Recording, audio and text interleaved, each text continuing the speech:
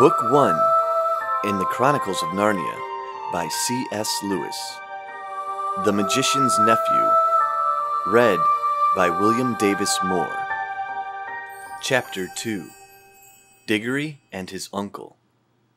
It was so sudden and so horribly unlike anything that had ever happened to Digory, even in a nightmare, that he let out a scream. Instantly, Uncle Andrew's hand was over his mouth. "None of that," he hissed in Digory's ear. "If you start making a noise, your mother'll hear it, and you know what a fright might do to her." As Digory said afterward, the horrible meanness of getting at a chap in that way almost made him sick. But of course, he didn't scream again. "That's better," said Uncle Andrew. "Perhaps you couldn't help it. It is a shock when you first see someone vanish. Why, it gave me a turn when the guinea pig did it the other night." "Was that when you yelled?" asked Digory. "Oh, you heard that, did you? I hope you haven't been spying on me." "No, I haven't," said Digory indignantly. "But what's happened to Polly?" "Congratulate me, my dear boy," said Uncle Andrew, rubbing his hands. "My experiment has succeeded. The little girl's gone, vanished, right out of the world." "What have you done to her?"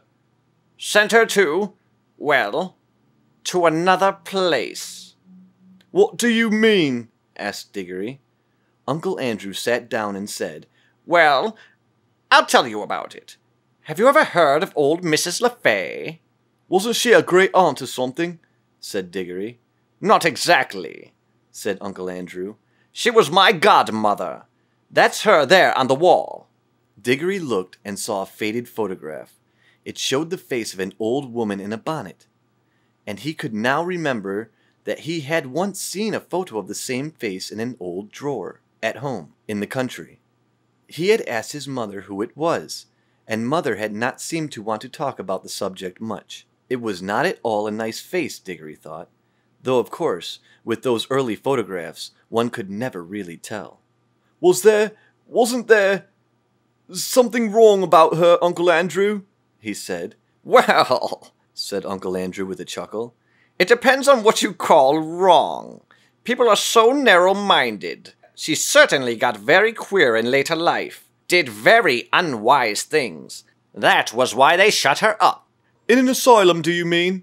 "Oh, no, said Uncle Andrew in a shocked voice. "Nothing of that sort. Only in prison." "I say," said Digory, "what had she done?" "Ah, poor woman," said Uncle Andrew. "She had been very unwise. There were a good many different things. We needn't go into all of that. She was always very kind to me." "But look here, what has all this got to do with Polly? I wish you'd—" "All in good time, my boy," said Uncle Andrew. "They let old Mrs. LeFay out before she died, and I was one of the very few people whom she would allow to see her in her last illness. She had got to dislike ordinary ignorant people, you understand. I do myself. But she and I were interested in the same sort of things. It was only a few days before her death that she told me to go into an old bureau in her house and open a secret drawer that I would find there. The moment I picked up the box, I could tell by the pricking in my fingers that I held some great secret in my hands. She gave it to me and made me promise that as soon as she was dead, I would burn it, unopened, with certain ceremonies. That promise I did not keep." "Well then, it was jolly rotten of you," said Digory. "Rotten!" "Rotten?" said Uncle Andrew with a puzzled look. "Oh, I see. You mean that little boys ought to keep their promises. Very true. Most right and proper, I'm sure. But I'm very glad you have been taught to do it. But of course you must understand that the rules of that sort, however excellent they may be for little boys and servants and women and even people in general, can't possibly be expected to apply to profound students and great thinkers and sages. No, Digory. Men like me who possess hidden wisdom are freed from common rules just as we are cut off from common pleasures. Ours, my boy, is a high and lonely destiny." As he said this, he sighed and looked so grave and noble and mysterious that for a second Digory really thought he was saying something rather fine. But then he remembered the ugly look he had seen on his uncle's face the moment before Polly had vanished. And all at once he saw through Uncle Andrew's grand words. "All it means," he said to himself, "is that he thinks he can do anything he likes to get anything he wants." "Of course," said Uncle Andrew. "I didn't dare to open the box for a long time, for I knew it might contain something highly dangerous. But my godmother was a very remarkable woman. The truth is, she was one of the last mortals in the country who had fairy blood in her. She said there had been 2 others in her time. One was a duchess and the other was a chairwoman. In fact, Digory, you are now talking to the last man, possibly, who really had a fairy godmother. There. That'll be something for you to remember when you're an old man yourself." "I bet she was a bad fairy," thought Digory, and added out loud, "But what about Polly?" "How you do harp on that," said Uncle Andrew, "as if that was what mattered. My first task was, of course, to study the box itself. It was very ancient, and I knew enough even then to know that it wasn't Greek or Old Egypt or Babylonian or Hittite or Chinese. It was older than any of those nations. That was a great day when I found at last the truth. The box was Atlantean. It had come from the lost island of Atlantis. That meant it was centuries older than any of the Stone Age things they dig up in Europe. And it wasn't a rough, crude thing like them either.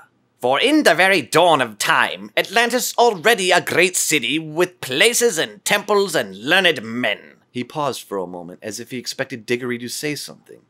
But Digory was disliking his uncle more every minute, so he said nothing. "Meanwhile," continued Uncle Andrew, "I was learning a great deal in other ways. It wouldn't be proper to explain them to a child. About magic in general. That meant that I came to have a fair idea what sort of things might be in the box. By various tests, I narrowed down the possibilities. I had to get to know some devilishly queer people, and go through some very disagreeable experiences. That was what turned my head gray. One doesn't become a magician for nothing. My health broke down in the end, but I got better. And at last, I actually knew." Although there was not really the chance of anyone overhearing them, he leaned forward and almost whispered as he said, "The Atlantean box contained something that had been brought from another world when our world was only just beginning." "What? What?" asked Digory, who was now interested in spite of himself. "Only dust," said Uncle Andrew. "Fine, dry dust. Nothing much to look at, not much to show for a lifetime of toil, you might say. But when I looked at the dust, I took jolly good care not to touch it, and thought that every grain had once been in another world. I don't mean another planet, you know. They're part of our world, and you could get to them if you went far enough. But a really other world, another nature, another universe. Somewhere you would never reach even if you traveled through space of this universe forever and ever. A world that could be reached only by magic. Well," here Uncle Andrew rubbed his hands till his knuckles cracked like fireworks. "I knew," he went on, "that if you could only get it to the right form, that the dust would draw you back to the place it had come from. But the difficulty was to get it to the right form. My earlier experiments were all failures. I tried them on guinea pigs. Some of them only died. Some exploded like little bombs." "It was a jolly cruel thing to do," said Digory, who had once had a guinea pig of his own. "How do you keep getting off the point?" said Uncle Andrew. "That's what the creatures were for. I bought them myself. Let me see, where was I? Yes. At last I succeeded in making the rings. The yellow rings. But now a new difficulty arose. I was pretty sure now that the yellow ring would send any creature that touched it to the other place. But what would be the good of that if I couldn't get them back to tell me what they had found there?" "And what about them?" said Digory. "A nice mess they'd be if they couldn't get back." "You will keep on looking at everything from the wrong point of view," said Uncle Andrew with a look of impatience. Can't you understand that the thing is a great experiment? The whole point of sending anyone into the other place is that I want to find out what it is like. Well, why didn't you go there yourself then? Digory had hardly ever seen anyone look so surprised and offended as his uncle did at this simple question. Me? Me? He exclaimed. The boy must be mad. A man at my time of life and in my state of health, to risk the shock and dangers of being flung suddenly into a different universe? I never heard anything so preposterous in all my life. Do you realize what you're saying? Think what another world means. You might meet anything. Anything! And I suppose you sent Polly into it then? Said Digory. His cheeks were flaming with anger now. And all I can say, he added, even if you are my uncle, is that you behave like a coward, sending a girl into a place you're afraid to go yourself. Silence, sir, said Uncle Andrew, bringing his hand down on the table. I will not be talked to like that by a little dirty schoolboy. You don't understand. I am a great scholar, the magician, the adept, who is doing the experiment. Of course, I need subjects to do it on. Bless my soul. You'll be telling me next that I ought to have asked the guinea pigs permission before I use them. No great wisdom can be reached without sacrifice, but the idea of my going myself is ridiculous. It's like asking a general to fight as a common soldier. Supposing I got killed, what would become of my life's work? Oh, do stop jawing, said Digory. Are you going to bring Polly back? I was going to tell you, when you so rudely interrupted me, said Uncle Andrew, that I did at last find out a way of doing the return journey. The green rings draw you back. But Polly hasn't got a green ring. No, said Uncle Andrew, with a cruel smile. Then she can't get back, shouted Digory. And it's exactly the same as if you murdered her. She can get back, said Uncle Andrew. If someone else will go after her, wearing a yellow ring himself, and taking 2 green rings, one to bring himself back, and one to bring her back. And now, of course, Digory saw the trap in which he was caught, and he stared at his Uncle Andrew, saying nothing, with his mouth wide opened. His cheeks had gone very pale. I hope, said Uncle Andrew presently in a very high and mighty voice, just as if he were a perfect uncle who had given one a handsome tip and some good advice. I hope, Digory, you are not given to showing the white feather. I should be very sorry to think that any one of our family had not enough honor or chivalry to go to the aid of, a lady in distress. Oh, shut up, said Digory. If you had any honor and all that, you'd be going yourself, but I know you won't. All right, I see I've got to go, but you are a beast. I suppose you planned the whole thing, so that she'd go without knowing it and I'd have to go after her. Of course, said Uncle Andrew with his hateful smile. Very well, I'll go. But there's one thing I jolly well mean to say first. I didn't believe in magic till today. I see now it's real. Well, if it is, I suppose all the old fairy tales are all more or less true. And you're simply a wicked, cruel magician like the ones in the stories. Well, I've never read a story in which people of that sort weren't paid out in the end. And I bet you will be. And serve you right! Of all of the things Digory had said, this was the first that really went home. Uncle Andrew started, and there came over his face a look of such horror that, beast though he was, you could almost feel sorry for him. But at a second later he smoothed it all away and said with a rather forced laugh, Well, I suppose that's a natural thing for a child to think. Brought up among women, as you have been. Old wives' tales, eh? I don't think you need to worry about my danger, Digory. Wouldn't it be better to worry about the danger of your little friend? She's been gone some time. If there are any dangers over there, well, it would be a pity to arrive a moment too late. A lot you care, said Digory fiercely. But I'm sick of this jaw. What have I got to do? You really must learn to control that temper of yours, boy, said Uncle Andrew coolly. Otherwise, you'll grow up to be just like your Aunt Letty.